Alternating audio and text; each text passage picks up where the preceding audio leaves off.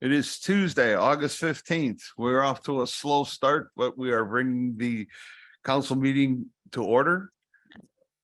We need roll call. Councilmember Becker, Here. Councilmember Jacob, Here. Councilmember Lesko Hair, Here. Councilmember Schultz, Here. President Johnson. Here. Item 3, public hearings. We have none. Item 4, public comment. The city council will receive comments from city residents. Comments are generally limited to 3 minutes per individual. Anyone wishing to speak is required to sign up in advance or state the following items for the record when called upon: name, address, subject matter, and contact information. No action will be taken on any public comment unless the item is also elsewhere on the agenda. Note for hybrid people, the council president, will ask if anyone on the Zoom meeting will wish to speak during public comment period, raise their virtual hand through the Zoom, as a chat box is not monitored during the meeting, and those on the call must remain muted until, if not recognized, to speak.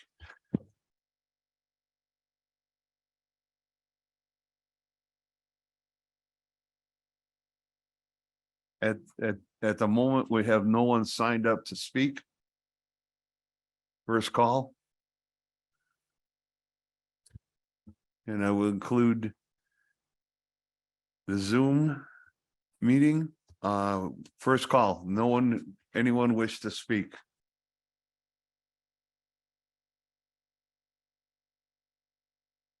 Second call.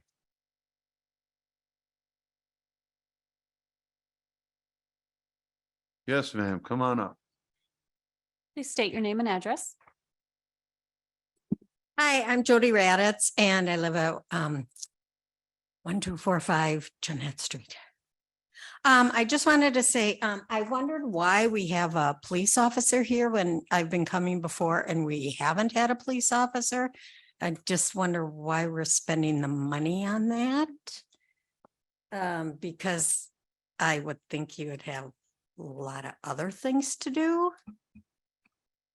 So that's one thing. And then I know I've been reading the things the council and the city are trying to do and update the the outside of this building looks terrible and it really needs a good power wash. So I'm just suggesting maybe somebody could do that from the Department of Public Works. That's my thought. Thank you. Thank you.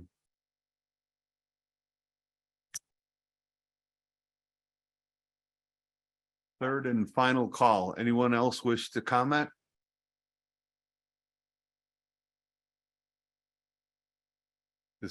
This section is closed.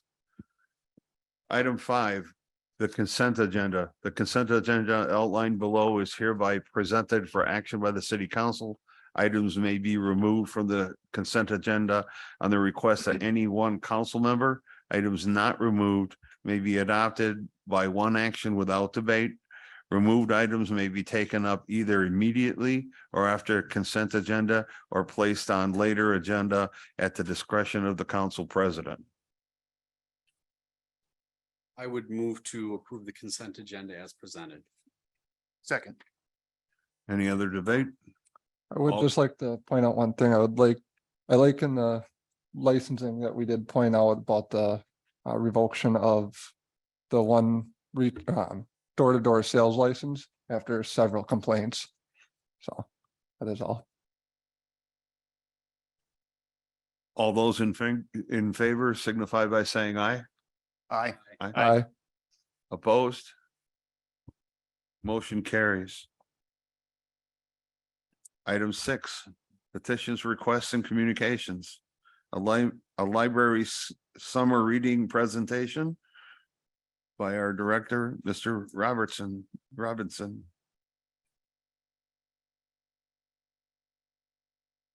Good evening. My name's Eric Robinson. I'm the library director here in Fort Atkinson.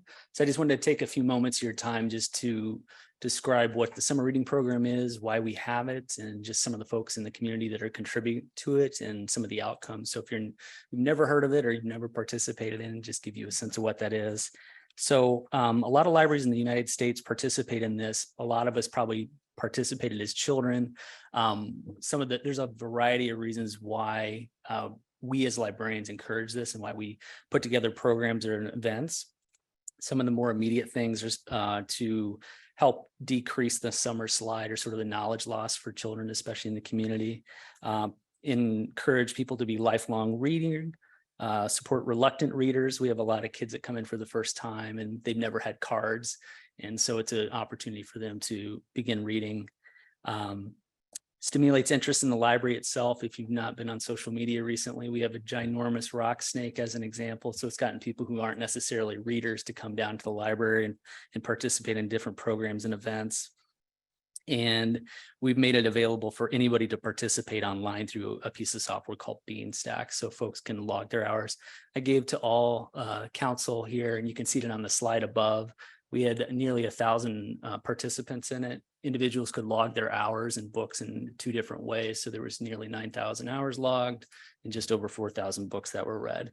And the librarians, especially, I wanted to point out the adult services and assistant director, Minetta Lippert, and Deb Bauer, the adult services librarian, were really the catalyst for almost 70 events that happened with just over 2,100 people involved in those. So it's just a different events that are either for fun or for edification. And some of it isn't. It's actually for working with adults and their families for dementia, Alzheimer's, and other more serious things. So not just always fun. Even though reptiles terrify Minetta, we still do things like that every year. So just to give you broad strokes really quickly, because you can see some of the numbers on there, to give you context for what's been happening over the course of the years.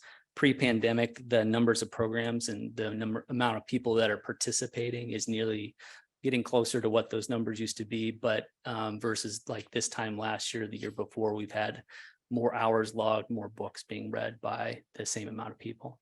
So any questions or concerns? Just a pat on the back. Nice work, Eric. Thank you, Bruce.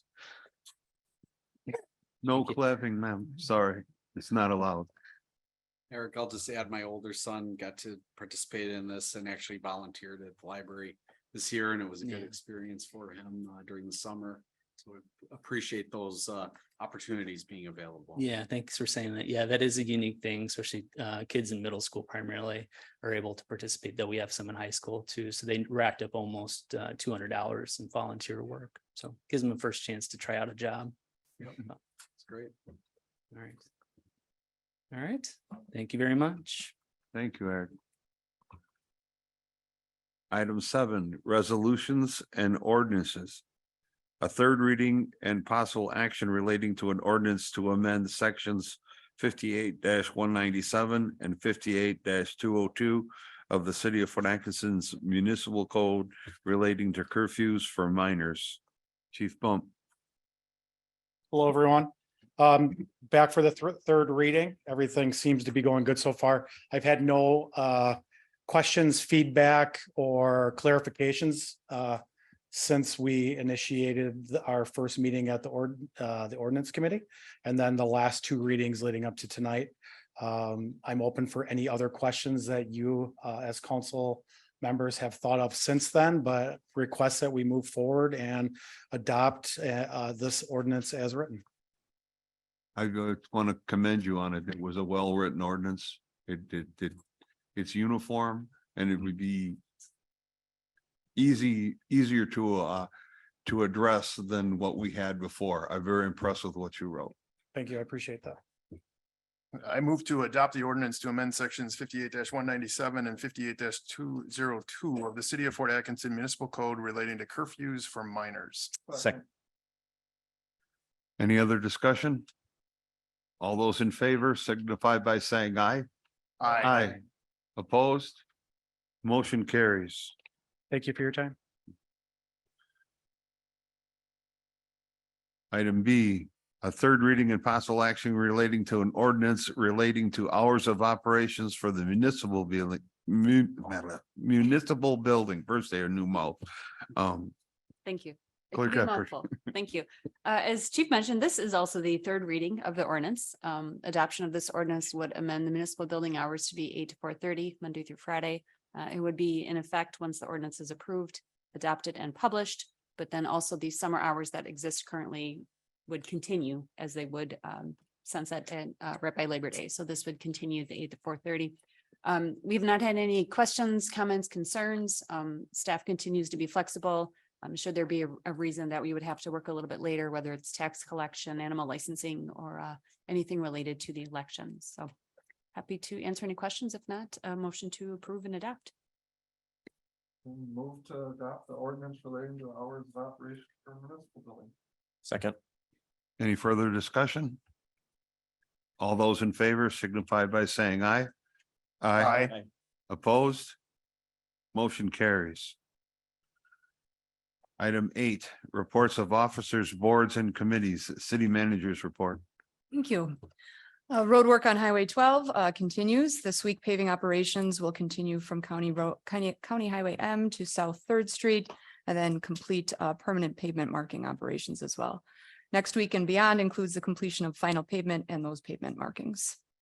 So they are wrapping up soon here. The local government academy completed the second session on August 8th.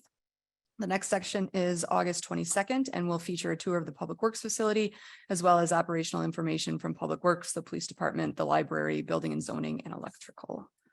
Mike Ashman, who served as the management intern in my office over the last several months, completed his internship on Friday, August 11th. The internship was mutually beneficial as it was the first for both of us. We wish Mike the best and look forward to providing educational opportunities to more students in the future. The management team had a debrief last week relating to response and communication from the storm on July 29th. We recognized some things that went well and others that can be improved upon. We also recognize some deficiencies relating to equipment that we will work to remedy through the capital improvements planning over the next several years. Public Works Superintendent Williamson provided me with an excellent update today relating to where cleanup currently stands. This week, Public Works and Parks crews, along with help from Jefferson County Parks Department and the Whitewater Public Works Department, performed brush removal and hauling operations, which they will continue through the end of next week. The fire EMS chief recruitment process has begun in earnest, and the city's consultant has already started to receive applications. The deadline to apply is September 16th. And in the meantime, interim chief Mike Lawrence continues to work hard to perform his duties associated with the chief role, as well as his duties as a division chief as he continues in that role. The Chamber of Commerce and other sponsors are once again holding a breakfast for new teachers in our public and private schools on this coming Monday morning. They've asked that I speak at the event, and so I look forward to meeting the new teachers and representing the community at that event. Likewise, next week, I'm attending the League of Wisconsin Municipalities Chief Executives Conference in Elkhart Lake. I've been asked to speak as part of a panel relating to consolidation and shared municipal services. So I'm happy to represent Fort Atkinson at that conference as well. I was just informed today that the city will receive a $100,000 stewardship grant from the DNR's Stewardship Urban Rivers sub-program for the Bark River Nature Park Multipurpose Shelter Building Project. That's at Homerson's Pond. If we recall that, it did go through public monument review under the caveat that we didn't have funding for it without this grant. So I was informed today that the city will receive that $100,000 stewardship grant. As a reminder, the city was able to apply for these funds because we have a comprehensive outdoor recreation plan, which identified this project. And city staff will continue to work with the Friends of Homerson's Pond and the Community Foundation to round out the funding for the project, which is expected to be constructed in 2024. The city's newest police officer, Zachary Steinert, was sworn in on Friday, August 4th. His first day of work was yesterday when he left to start the police academy. So congratulations and welcome to Zach, and we look forward to his return. Also, the police department picked up their new bikes from Two Rivers Bike Shop today. The purchase of the new bikes, as well as the bike program, was made possible through donations and the Fort Atkinson Community Foundation. So thank you to everybody involved in that. Today was City Hall Selfie Day across the country and was promoted locally in Wisconsin by the League of Wisconsin Municipalities. And I'm pleased to say that staff here in Fort Atkinson rose to the occasion. If you get a chance, check out the city's Facebook page to see some of our amazing staff members who paused work for a moment today to participate. And I heard that Councilmember Schultz also participated today as well. So thank you for that. And that's all I have today. Thank you.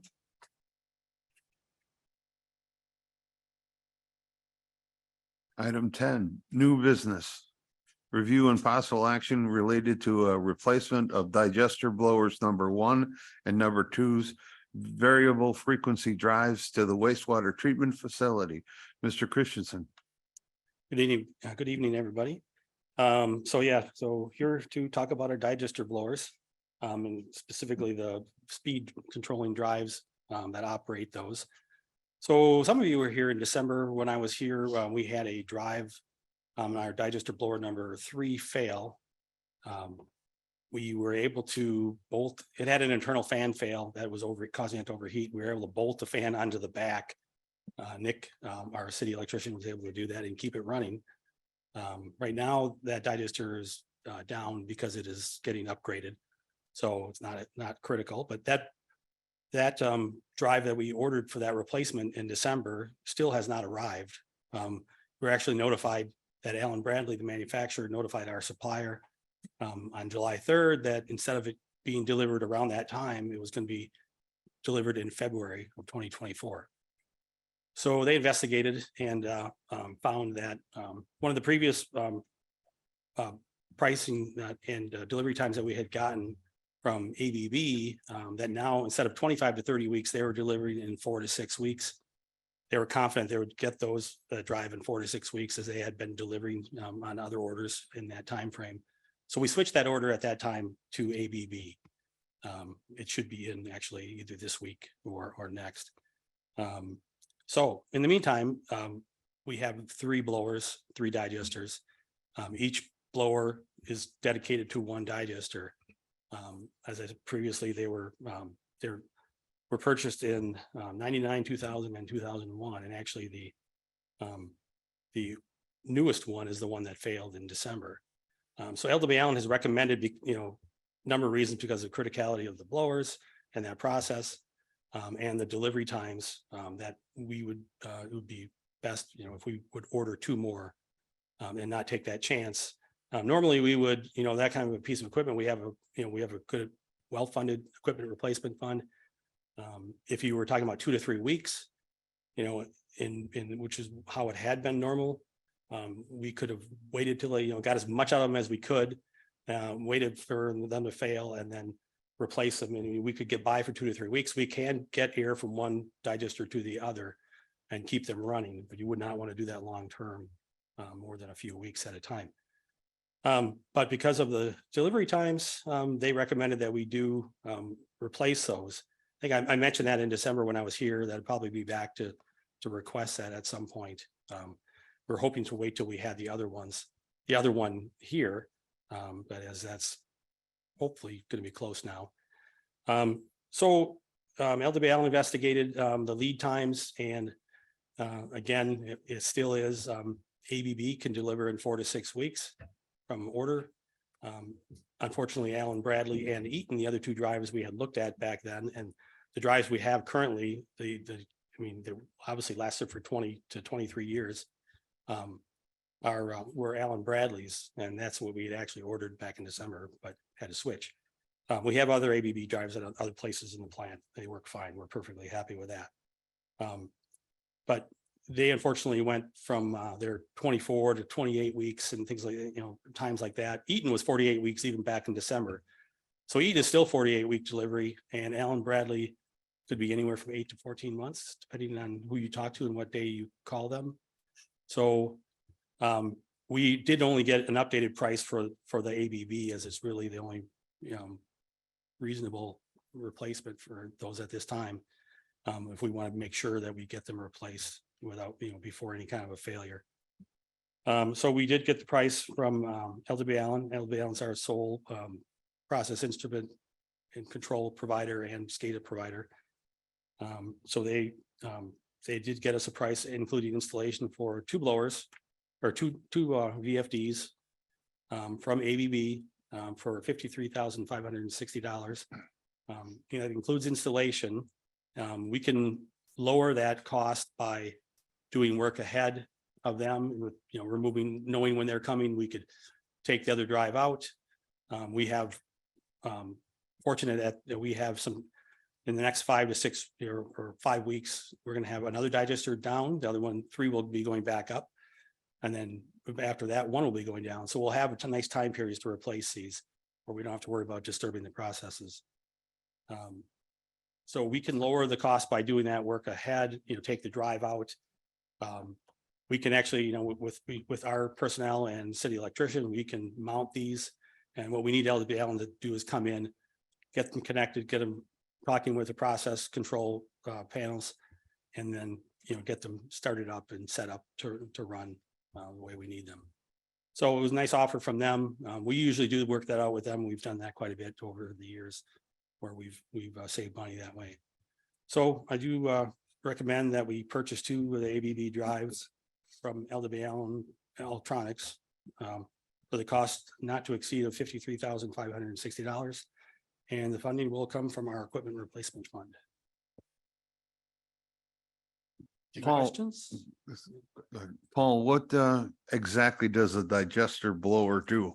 So it supplies air to the, so there's final digestion process is all the solids that settle at the bottom of clarifiers or that it's called wasting waste out of the system. So it's thickened sludge that we have from other places. It's our solids that settle to the bottom of the clarifiers. Their final process they go through is digestion. You can do anaerobic digestion that's without air or aerobic digestion that you use air for. We do aerobic. So these blowers supply the air for that process. For each of the blowers. We have 3 digesters. What's the typical life expectancy of this kind of equipment? They used to say 10 years, now they say 10 to 15, and we've gotten 20 and 20, say 99, 2000, 2001. So. And do you intend, if you're able to do some of the work, that would bring that cost down? Or? Yes. Yeah. Oh, yeah. Right. We've already talked with our city electrician about that. We shouldn't have any problem doing that. I move to approve the purchase and installation of 2 ABB variable frequency drives for digester blowers numbers 1 and 2 from LW Allen Electronics for a cost not to exceed $53,560 with wastewater utility equipment replacement funds. Second. Paul, I just want to commend you on what you do for us. You have a job with many interesting hurdles to jump over, and you do it, you make it look easy. We know it's not, but your competence and your experience project that image. Thank you. Thank you. That's why it's exciting every day. Any other discussion? All those in favor signify by saying aye. Aye. Opposed? Motion carries. Thank you. Item B, review and possible action relating to a contract with Trilogy Consulting LLC for consulting services relating to wastewater utility, water utility, and stormwater utility. Mr. Selly. Thank you. Trilogy Consulting might be familiar to some of you. They helped us out quite a bit during our water rate case that occurred in 21, I believe, or 20, somewhere in that range. Anyway, they did a phenomenal job. That was our introduction to them. They have really their forte is in forecasting. I'd say financial management, not necessarily accounting for utilities for municipalities. We're finding some advantage in developing kind of a long-term relationship with some of these types of consultants that can help us out. They gain the knowledge of our system and are able to kind of answer questions along the way and understand the background, I guess, to where those questions come from. So Trilogy, having helped us out with a rate case, really dove into a lot of our our financial closet, so to speak, within the water utility and has a good understanding of that. So I wanted to bring this to council, this contract that we have, I'm asking you to approve this evening, but I want to acknowledge that this will probably continue on. So as part of that long-term relationship, we will likely add additional scope to this contract over time. It's a little unusual. Council is used to approving contracts with a set scope, go design this road or go take care of this water main construction with a very specific end to it. This one, I'm asking for your approval to move forward with an ongoing contract. And we have a check and balance in there where the city manager and myself will obviously be engaged in approving any additions to the contract. And we did mention in the memo that we'll come back to council and kind of give you updates on the ongoing expenses associated with this. I don't expect them to be significant. I would expect, maybe towards the end of the year, another $5,000 to $10,000 contract added on to what they've already got. But for right now, we've got a few questions that I'd really like to engage them on and some planning for the 2024 budget cycle that we're in right now. Any questions related to that I can answer? I will just note that we are looking for up to $7,500 for each of the three utilities for this and that is outlined in the financial analysis portion of the memo that has the utility, the account number, and the amount that we are requesting for with this particular contract. Andy, I understand that, you said this would be an ongoing thing. Are you anticipating that amount listed, $7,500 per utility, that'll get us roughly through the end of the year? You think it would be and before that? Yeah, I honestly don't know. I would expect it to run quite a while. These folks are pretty efficient. But to give you an idea of an extension that we might have, that's why I added that $5,000 to $10,000 total to get us through the end of the year might be something that we would add on as different things come up through the interaction on these three utilities. So we'll certainly have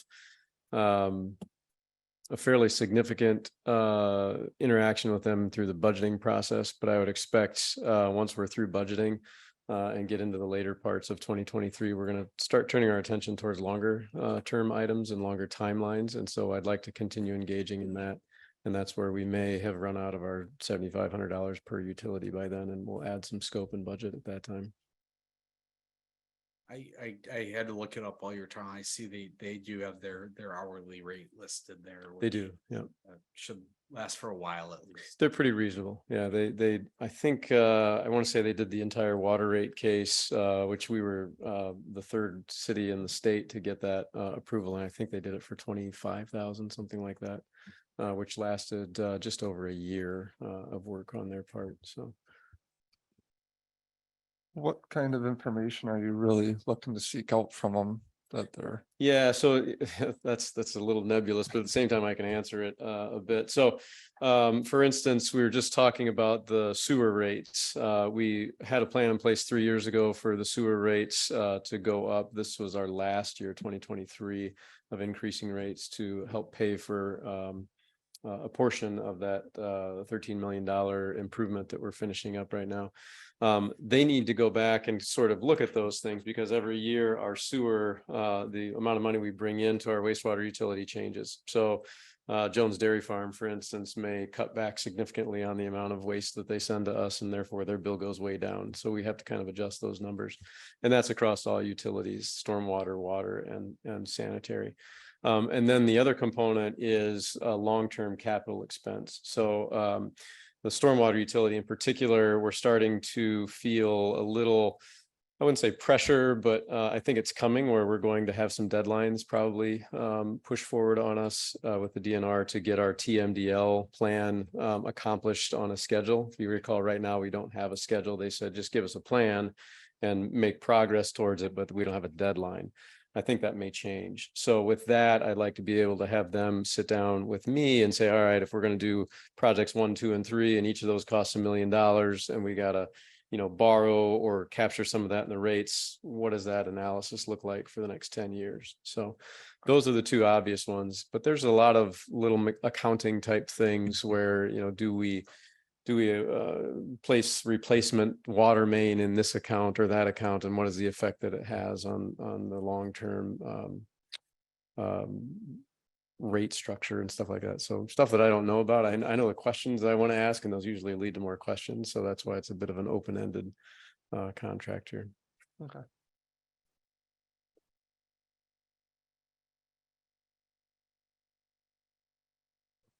I feel comfortable with this, so I will move to authorize the city manager to enter into a contract with Trilogy Consulting LLC for consulting services related to the city's utilities for the scope and costs outlined in the staff report.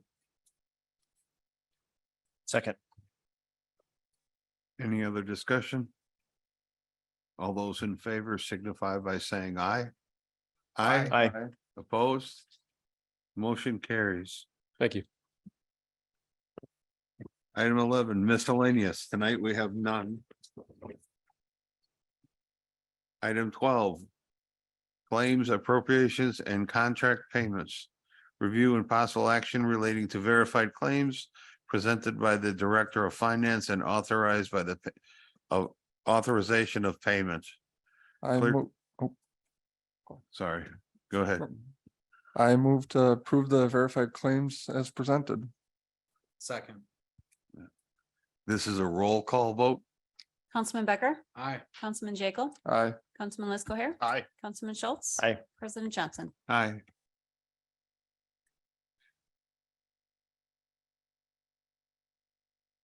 Looking for a motion?